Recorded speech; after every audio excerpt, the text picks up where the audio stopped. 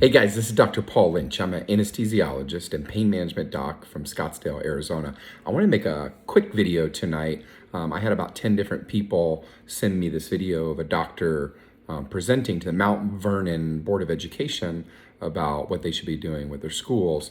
And a lot of people had asked me my take, so I just wanted to quickly give you my take. I still have my scrubs on. It's like 8 o'clock at night, so this is my final thing I'm doing for the night, and then I'm gonna go spend time with my kids. But I watched the video a couple times. I took some notes, and I wanted to kind of give you my thoughts. You know, number one, this gentleman is talking very, very fast and throwing out tons of facts and just kind of overwhelming, you know, the board with his data and how smart he is. We call that in debating gish gallop.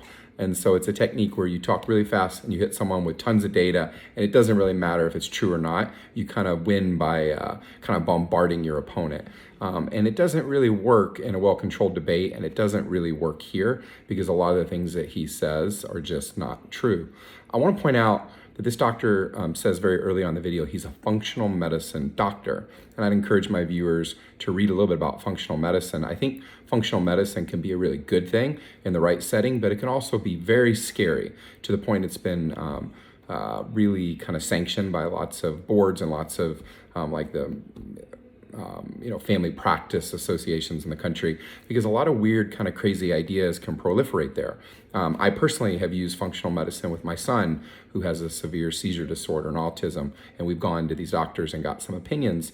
And I think the best way to use functional medicine is to use it in combination with board certified doctors in your own specialty. So for my son, he sees a neurologist that's board certified in pediatric neurology, and we have my son on the correct medications that are evidence-based that could help him. But then we've also sought out the services of a functional medicine doc that could maybe add something in, maybe something we hadn't thought of in the diet or environment. I think that's the way to use it.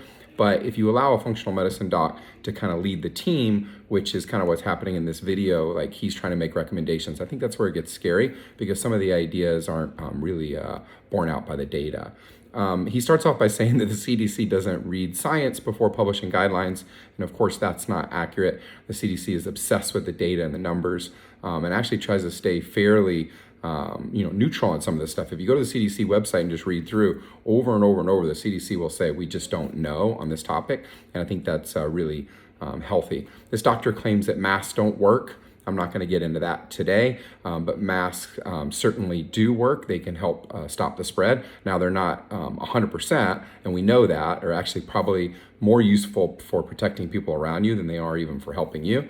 I was wearing a mask when I got COVID in New York City when I was working, and so clearly you can get sick with a mask, but I want to hit on this. We need to stop this all or nothing thinking. Nothing's 100%. If the masks reduce your chance of giving it to someone else by 50% and reduce your chance of getting it by 20%, that's still a win, especially if everyone is wearing a mask. Think about it as reducing the R naught from R8 down to maybe R5 or R4. That's a really good thing, and it's making a difference. So when he says the masks don't work, that's also not true. The doctor says that COVID's never going away, and I actually agree with that. Unfortunately, I do think we're going to have to learn to live with COVID, and part of living with COVID is getting vaccinated. There are reasons that all of our kids get vaccinated when they go to school. The reasons that our kids get vaccinated against measles, because a measles outbreak is horrific and it's terrible, and everyone gets it. And so we are going to learn to live with it, and part of the way that we're going to learn to live with this disease is by getting vaccinations. It will become endemic is the word that we're looking for, just like the flu. And we'll probably end up getting vaccines each year or every couple of years to go back to school. It's slowly sneaking up on us. We're getting kind of comfortable and understanding what this is going to be like living with coronavirus. But I do agree with him that it's not going away. Now he starts to get a little bit crazy. He says that vaccines change nothing. As a matter of fact, getting a vaccine makes it worse. And the reason that we're having an outbreak right now in the summer is because of the vaccines. So none of that makes sense. None of that is backed by the science. For my friends that have sent this to me, look into the data yourself. He says that the reason we're having a big surge this summer is because of the vaccines. Okay, well, if you look at last summer, we had exactly the same thing. And what most scientists believe happens is the summer months, we go indoors. Here in Phoenix, we really go indoors. It's hot. And when you go indoors and you mix around people without a mask and you don't socially distance, and guess what? You get this disease. By the way, this disease now we think has an R naught between 6 and 8. So it's way worse than what we had last summer. It has nothing to do with a vaccine. As a matter of fact, he talks about these concepts of antibody enhancement. It doesn't make a whole lot of sense because in that situation, population, you would expect the vaccinated to be worse than the non-vaccinated. And you can look at all the data coming out of the South right now.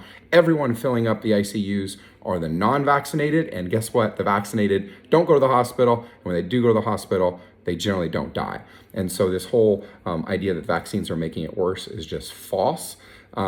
He also says that the vaccines don't prevent infections, and the data this is a very hard thing to track, like whether you get the infection or not and you're not symptomatic. But it looks like the vaccine actually protects you from getting it in the first place, and it certainly protects you from symptomatic disease, like 90% reduction in symptomatic disease. It certainly protects you from the hospital. Think about it this way. There's a 90% reduction in your chance of getting a symptomatic case, and then another 90 to 99% chance in a reduction in your chance to go to the hospital or die. And so overall, it's like a 99.9% reduction in your chance of dying if you get the vaccine. And that's the most important thing.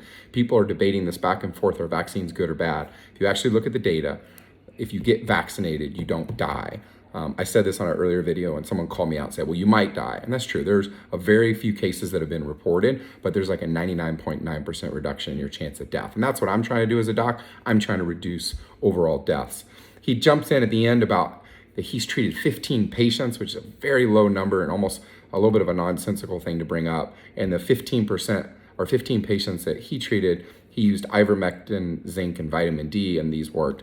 That's just not an appropriate study. A study of 15 people that's non-randomized and one doctor in Indiana. Vitamin D probably helps. I've been pushing vitamin D this entire year on our patients, and it does help your immune system. Zinc might help. I don't think there's any data behind ivermectin right now. There's a lot of trials out there, and we'll see what happens. But saying that you can use ivermectin, zinc, and vitamin D to stop people from getting sick is just not true. And this idea needs to go away. So that is my review of this doctor in Indiana. By the way, I grew up in Indiana, so it was nice watching the video and thinking about my history in Indiana. But if you think this was helpful, please consider sharing it, and stay safe and get vaccinated. It really does make a difference. These vaccines are safe, they're efficacious, they save lives. I've been vaccinated, my family's been vaccinated, and I recommend you do too as well. God bless you guys, and have a wonderful day.